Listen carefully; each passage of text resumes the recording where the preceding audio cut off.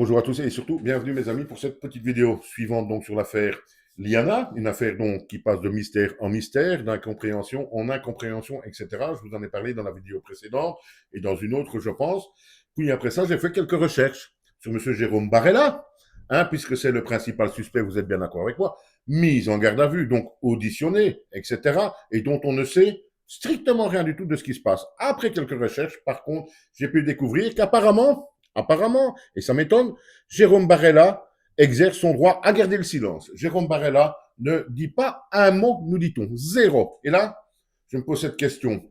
Soit il est coupable, et de toute façon, on essaye de nier avec force, ou on essaye de tromper l'adversaire, en l'occurrence la justice ici, soit on est innocent, et là, mes amis, je peux vous dire que ça hurle, que ça gueule, que je fais tout pour me défendre. C'est comme ça que je ferai. Apparemment, Jérôme Barella, c'est pas un mot.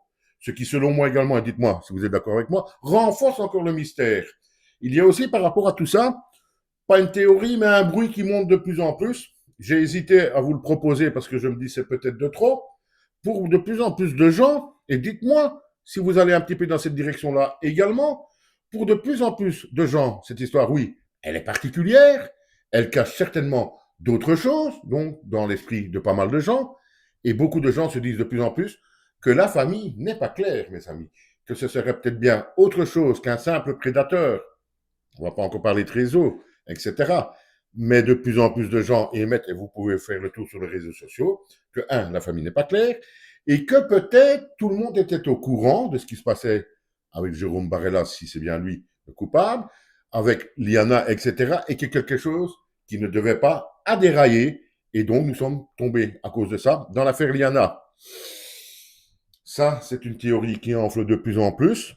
Je ne vais pas vous dire que je la soutiens ou pas, mais quand j'apprends que Jérôme Barella n'essaye même pas, en un, de se défendre s'il est coupable, ça peut arriver, mais c'est quand même extrêmement rare, et en deux, s'il est innocent, n'essaye même pas encore plus de se défendre et d'hurler, de clamer son innocence à travers tout. Il ne le fait pas. Pas un mot, nous dit-on.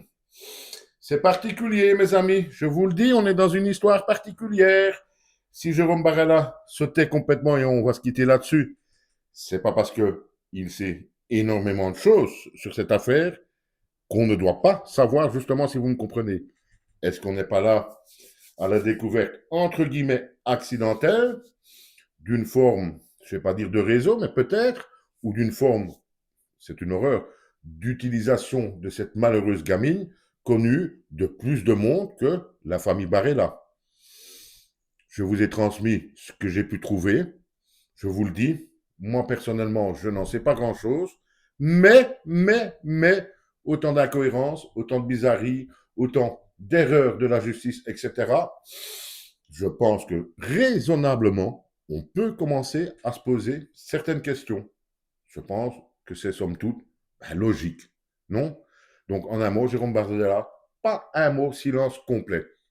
C'est rare, c'est très rare pour un mis en accusation, un mis en garde à vue, de se taire à ce point-là. C'est très très rare, mes amis, selon moi en tout cas. À bientôt.